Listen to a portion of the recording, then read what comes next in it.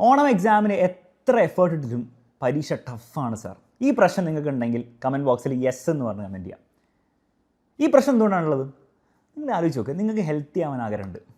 അതിനുവേണ്ടി നിങ്ങളൊരു രാവിലെ എണീറ്റിട്ട് ഒരു മാരത്തോൺ 10 കിലോമീറ്റർ മാരത്തോൺ ഓടാൻ തീരുമാനിച്ചു. നിങ്ങൾ ആക്ച്വലി ഹെൽത്തി ആവുമോ? ഒരിക്കലും ഇല്ല. നിങ്ങൾ ഉള്ള ഹെൽത്തിൽ നിന്ന് താഴേക്കാണ് പോവുക. നേരെ മറിച്ച് നിങ്ങൾ ഡെയിലി ഒരു 20 മിനിറ്റ് ചെറിയ എക്സസൈസ് അല്ലെങ്കിൽ ജോഗിങ് ചെയ്തു, ഡെയിലി നിങ്ങൾ നന്നായിട്ട് ഭക്ഷണം കഴിച്ച് മുന്നോട്ട് പോവുകയാണെങ്കിൽ നിങ്ങൾ ആക്ച്വലി ഹെൽത്തി ആവും. ഈ കാര്യം നിങ്ങളുടെ പഠനത്തിലും നിങ്ങളുടെ പരീക്ഷയിലും ട്രൂ ആണ്.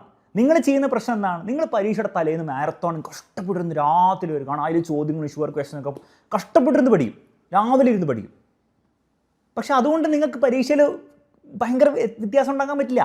നിങ്ങളുടെ പരീക്ഷയിൽ നിങ്ങൾ ആക്ച്വലി മാർക്ക് തീരുമാനിക്കപ്പെടാൻ പോകുന്നത് നിങ്ങൾ ഡെയിലി എത്രത്തോളം കൺസിസ്റ്റൻ്റ് ആയിട്ട് വർക്ക് ചെയ്തെന്നാണ്. അതിന് നിങ്ങൾ ഡെയിലി 5 മണിക്കൂർ 6 മണിക്കൂറൊന്നും പഠിക്കേണ്ട ആവശ്യമില്ല. നിങ്ങൾ ഡെയിലി ഒരു 1 മണിക്കൂറും 1.5 മണിക്കൂറും പറ്റുമെങ്കിൽ 2 മണിക്കൂറൊക്കെ പഠിച്ചാൽ മതി. പക്ഷെ അത് ഡെയിലി കൺസിസ്റ്റൻ്റ് ആയിട്ട് ചെയ്യണം. ആ പണി ഇനിയെങ്കിലും നിങ്ങൾ ഓണം എക്സാം കഴിഞ്ഞിട്ട് അത് മനസ്സിലാക്കി ചെയ്യാൻ റെഡിയാണെങ്കിൽ നിങ്ങൾക്ക് നിങ്ങളുടെ പബ്ലിക് എക്സാമിൻ്റെ റിസൾട്ട് നിങ്ങളുടെ ഈ ഓണം എക്സാം പോലെ ആയിരിക്കില്ല, അത് വേറെ ലെവലിലായിരിക്കും. പക്ഷെ അതിന് നിങ്ങൾ ഡെയിലി വർക്ക് തന്നെ ചെയ്യണം. അറിയാലോ, എക്സാമിനറുടെ ബാച്ചിൽ ഓഫറും കാര്യങ്ങളൊക്കെ ഉണ്ട്. മര്യാദയ്ക്ക് പഠിക്കണമെങ്കിൽ ബാച്ചിലേക്ക് ജോയിൻ ചെയ്ത് റെഗുലറായിട്ട് പഠിക്കാം. എന്നിട്ട് അവസാനം നമ്മൾ എക്സാമിന് മുമ്പ് ചെയ്യുന്ന ആ മാരത്തോണും ഷുവർ ക്വസ്റ്റ്യൻസൊക്കെ ആ കൺസിസ്റ്റൻ്റായി പഠിച്ച കുട്ടിക്കായിരിക്കും ശരിക്കും മാറ്റം ഉണ്ടാകാൻ പോകുന്നത്.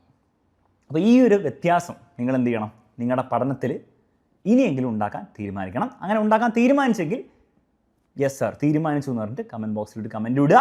ഓണം എക്സാം കഴിഞ്ഞ പാടെ തന്നെ ഈ റെഗുലർ കാര്യം ഒന്ന് മെല്ലെ സ്റ്റാർട്ട് ചെയ്യണം.